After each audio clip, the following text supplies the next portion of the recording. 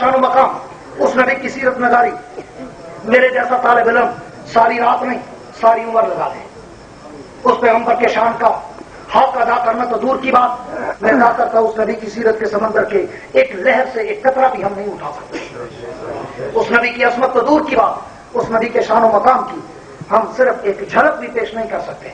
बल्कि ये तो इसलिए कहते हैं कि जिस तरह किसी शायर ने कहा था, माइन मदाह तो मोहम्मद बेमकालती वलाकिन मदाह तो मकालती बे मोहम्मदी। मैं नबी का शान सुनाऊं, नबी का शान ऊंचा नहीं होता, जो नबी का शान सुनाता है अल्लाह उसका नाम ऊंचा कर देता है। आज नबी की सीरत नगारी पर लोग बेचारे कहते हैं कि जनाब हम बड़े आशिक हैं और ये बड़े गुस्ताख हैं, मगर मैं सिर्फ इतना कहता हूं, आशिको जब माल खाने की बारी होती है तुम आगे होते हो, जब माल खाने की बारी होती है तो हम आगे होते हैं। तेरी जुदा पसंद मेरी जुदा पसंद, तुझको खुद ही पसंद मुझको खुदा पसंद। फर्क सिर्फ इतना है, मैं क्या करता हूं कि उलमाए देवबंद की एक तारीख है, उलमाए देवबंद की एक सिलसिला है, उलमाए देवबंद की एक निस्बत है। आज जब सब वक़्फ़ सर बुलंद देवबंद देवबंद का नारा लगता है, बहुत सारे लोगों के माथे पे तेवर आते हैं कि ये देवबंद का नाम क्यों लेते हैं। हाँ हाँ, काबे के रब की कसम मैं देवबंद का नाम न लेता अगर देवबंद का काम न होता, मैं देवबंद का नाम न लेता अगर देवबंद का तारीख में रोशन मकाम न होता। अरे मैं देवबंद का नाम लेता हूं, मुझे तहरीक बर्रे सगीर नजर आती है,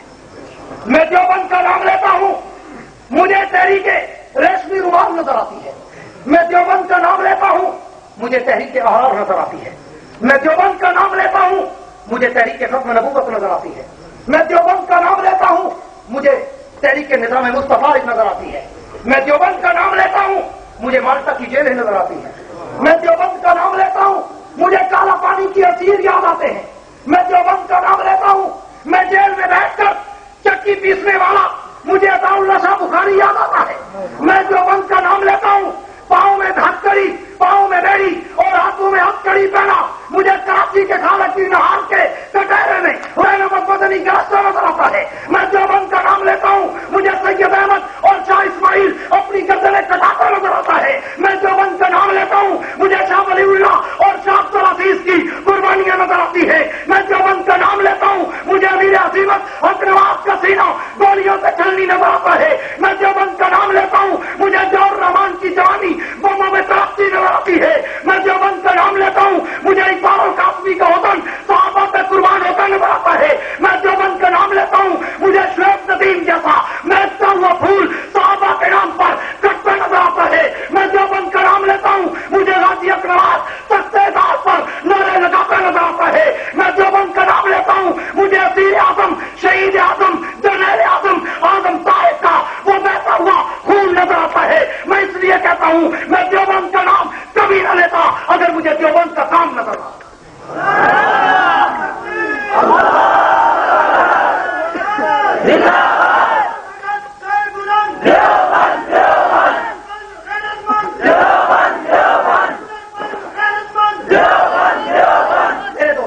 और पिछले साल बल्कि इस साल भी अभी परसों चौथ की बात है, उकाड़ा दीपालपुर में जलसे थे तो वहां तकरीर उकाड़ा दीपालपुर इलाका ही ऐसा है, कायद जंगी मरहूम के नाम से मंसूब उकाड़े वाली तकरीर, वो जो भी वहां जाता है बस बात बन जाती है एक निस्बत की वजह से। तो मैंने जब सीरत के बाद उलमाए देवबंद के मकाम पे बात की तो सर मतलब सर बुलंद देवबंद देवबंद तो आप रोज सुनते हैं ना, एक मन चला उठा और उसने खूब गरज करता हलवा बंद खीर बंद देवबंद। मैंने कहा हाँ असल झगड़ा तो यही है कि ये देवबंदी हमारी रोजी के दुश्मन है, ये कहते हलवा ना खाओ खीर ना खाओ, हाँ छोटी 11वीं बड़ी 11वीं दूध शरीफ खीर शरीफ खत्म शरीफ बकरा शरीफ छतरा शरीफ रेवड़िया शरीफ जलेबी शरीफ पता नहीं कितने शरीफ नवाज शरीफ शबाज शरीफ अब्बास शरीफ भात शरीफ, हाँ सारे शरीफ जमा हो गए तो आखिर में पता नहीं कौन सा शरीफ बना।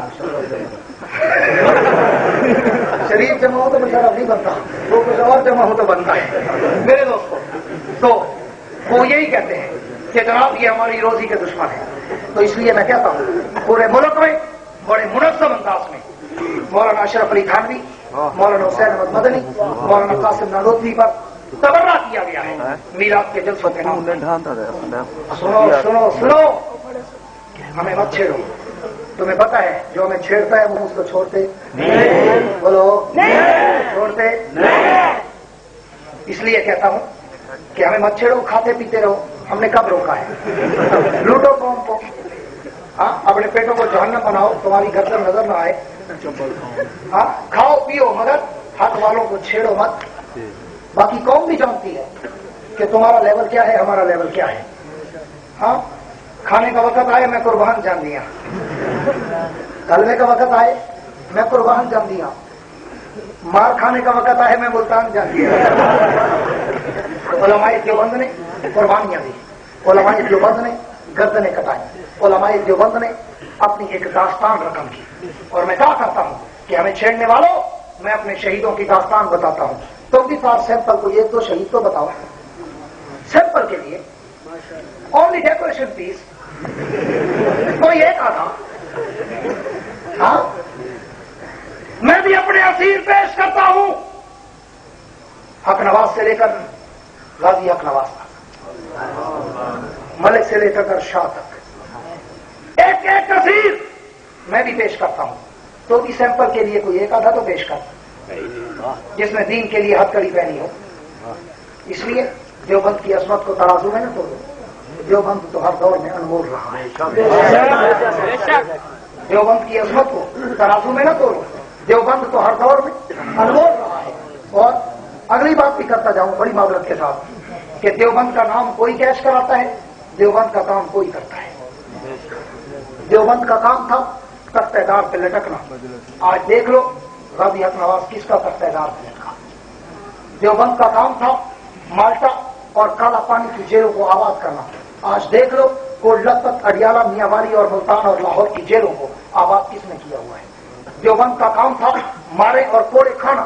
آج دیکھ لو کہ لاہور کے چون سینٹر کے ٹارچر سلوں میں کس کے کارکنوں نے مارے کھائی ہیں۔ فیصلہ پھر خود گھر میں بیٹھ کے کر لینا کہ دیوبند کا نام کون لیتا ہے، کام کون کرتا ہے۔ اب جس کے جی میں آئے